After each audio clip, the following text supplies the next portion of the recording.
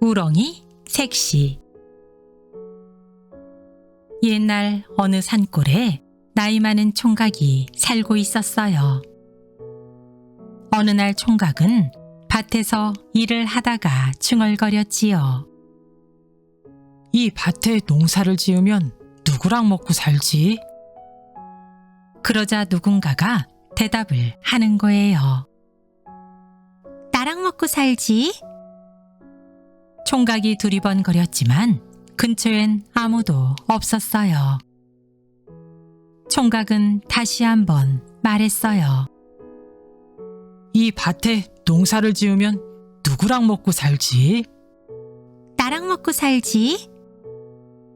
총각은 얼른 소리나는 쪽을 가보았어요. 하지만 밭도랑엔 우렁이밖에 없는 거예요. 설마 우렁이가 대답한 건 아닐 테고 누구지? 총각이 중얼거리자 정말 우렁이가 대답하지 뭐예요? 제가 했어요. 총각은 신기해서 입이 딱 벌어졌어요. 도련님, 절 물독에 넣어주십시오. 그래, 알았어. 총각은 신기한 우렁이를 부엌에 있는 물독에 넣어주었어요. 이튿날 아침이었어요. 아니, 부뚜막에 누가 밥상을 차려놓은 거지? 누군지는 모르지만 참 고맙군. 밥상을 들고 방에 들어가 밥을 먹어보니 간이 입에 딱 맞았지 뭐예요. 이야, 그거 참 김치도 꿀맛이네. 먹긴 잘 먹었지만 누가 상을 차려줬는지 궁금했어요. 총각이 들에 나가 일을 하고 점심 먹으러 집에 가보니 또 밥상이 차려져 있는 거예요. 또 누가 밥상을 차려놓았네. 아침과 마찬가지로 밥맛은 꿀맛이었어요. 그날 이후에도 밥상은 언제나 차려져 있었어요. 그뿐이 아니에요. 부엌도 깨끗이 정리되어 있고 빨래까지 해서 햇볕에 말려 방 안에 차곡차곡 개어져 있는 거예요. 총각은 궁금해 견딜 수 없었어요. 어느 날 총각은 결심했어요. 오늘은 꼭 밝혀내야겠어. 총각은 일하러 나가는 척하고 큰 소리로 말했어요. 배불러. 잘 먹었으니 슬슬 일하러 나갈까? 총각은 괭이를 메고 콧노래까지 부르며 밭으로 나갔어요. 그리곤 곧바로 집으로 다시 돌아와 담 밑에 숨어 부엌을 엿보았지요. 바로 그때였어요. 아니, 이럴 수가. 물독에서 처녀가 나오다니. 총각은 하마터면 기절할 뻔 했어요. 처녀는 물독에서 나오자마자 밥도 짓고 빨래도 했어요. 아, 그렇구나. 물독에 있던 우렁이였구나. 물독에서 나온 처녀는 너무나 예뻤어요. 내가 꿈을 꾸는 건가? 살을 꼬집어 봐도 꿈은 아니었지요. 예쁜 처녀는 햇볕에 널어놓은 빨래가 다 마르자 차곡차곡 개어놓고 밥을 퍼서 밥상을 차려놓은 다음 다시 물독으로 들어가는 거예요. 이야, 신기하다. 총각은 꿈을 꾸듯 황홀함을 맛봤어요. 예쁜 처녀가 물독에 있다고 믿으니까 안심이 되었지요. 그 뒤 총각은 시치미를 떼고 열심히 일하고 와서 차려놓은 밥을 먹곤 했어요. 그러던 어느 날 아침 총각은 일하러 나가는 척하다가 담 밑에 숨어서 부엌을 엿보았어요. 물독에서 처녀가 나오자 총각은 잽싸게 뛰어들어가 처녀의 손을 잡았지요. 어머, 숨어 계셨군요. 놀란 처녀에게 총각은 용감하게 말했어요. 저 나의 아내가 되어주셔요. 도련님, 지금은 안 돼요. 조금만 기다려주세요. 왜요? 왜 기다려야 하는데요? 전 용왕님의 딸이에요. 아버지의 뜻을 거역해서 쫓겨난 거예요. 죄에서 풀려나야 사람이 된답니다. 하지만 총각은 더 이상 참을 수 없었어요. 때를 써서 아내로 만들었어요. 어느 날 임금님이 사냥을 나왔다가 우렁이 색시를 보았어요.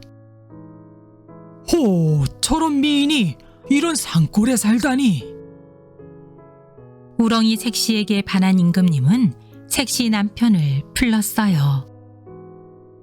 나랑 내기를 하자. 날짜를 잡아 나무 심기를 하여 네가 이기면 이 나라 반을 갖고 내가 이기면 네 부인을 내놓아라.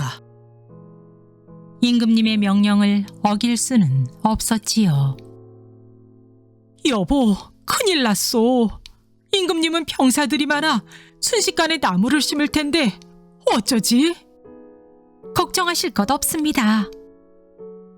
우렁이 색시는 안심을 시켰어요.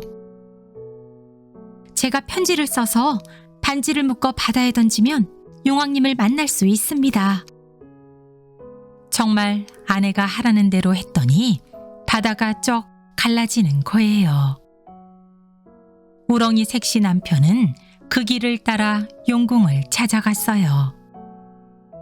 그러자 용왕님이 반기는 거예요. 자네가 올 줄 알았네. 내 딸이 벌을 다 받을 때까지 기다리지 않아 대신 벌을 받는 거라네. 용왕님은 조롱박 하나를 주시는 거예요. 이걸 어디다 쓰는 건가요? 가지고 가면 내 딸이 알려줄 걸세. 남편은 용궁을 나와 집으로 가 조롱박을 보여주었어요. 나무 심기를 할 때 그 조롱박 마개를 여세요. 드디어 임금님과 내기하는 날이 왔어요. 임금님의 병사들은 이미 나무를 심고 있었지요. 남편은 색시가 알려준 대로 조롱박 마개를 열었어요. 아니, 이럴 수가. 조롱박에서 홈이 든 사람들이 쏟아져 나와 눈 깜짝할 사이에 나무를 심고 다시 조롱박 안으로 들어가는 거예요. 임금님은 색시 남편을 불렀어요. 나무 심기는 내가 졌다. 이번엔 말타기 내기다. 내일 말을 타고 강 언덕까지 빨리 달리게 하는 거다. 집에 돌아온 남편은 아내에게 이 사실을 말했어요. 아버님을 뵈면 도와주실 거예요. 남편은 다시 용궁에 들어가 용왕님을 만났어요. 용왕은 기다렸다는 듯이 말 한 마리를 주었어요. 남편은 실망했지요. 말이 아주 작았거든요. 걱정 마세요. 힘을 내어 끝까지 겨루어 보세요. 다음 날 아침 남편은 말타기 시합에 나갔어요. 해구머니나 저런 초라한 말로 어떻게 시합을 해? 사람들은 비웃었어요. 하지만 남편을 태운 말은 바람처럼 달려 임금님이 탄 말을 앞질렀어요. 임금님은 2번이나 졌지요. 시합은 3번은 해야 한다. 내일은 배를 타고 강을 건너는 거다. 이번에도 용궁에 간 남편은 아주 형편없는 배를 얻어갖고 왔어요. 배가 너무 형편없는데 어떻게 임금님 배를 이길 수 있지? 용기를 내세요. 부인의 말에 용기를 얻은 남편은 다음날 강가로 나갔어요.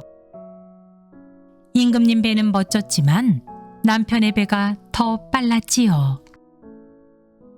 그런데 임금님이 탄 배가 강 한복판에 이르렀을 때였어요. 갑자기 큰 물결에 휩쓸려 배가 뒤집힌 거예요. 병사들이 강물에 뛰어들어 구하려 했지만 물에 빠진 임금님을 구하진 못했어요. 그 뒤 백성들은 수군거렸어요.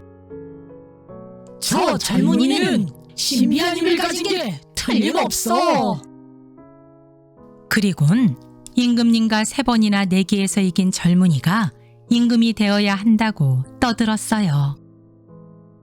그 목소리는 점점 커졌지요. 신하들도 사실은 그렇게 생각하고 있었어요.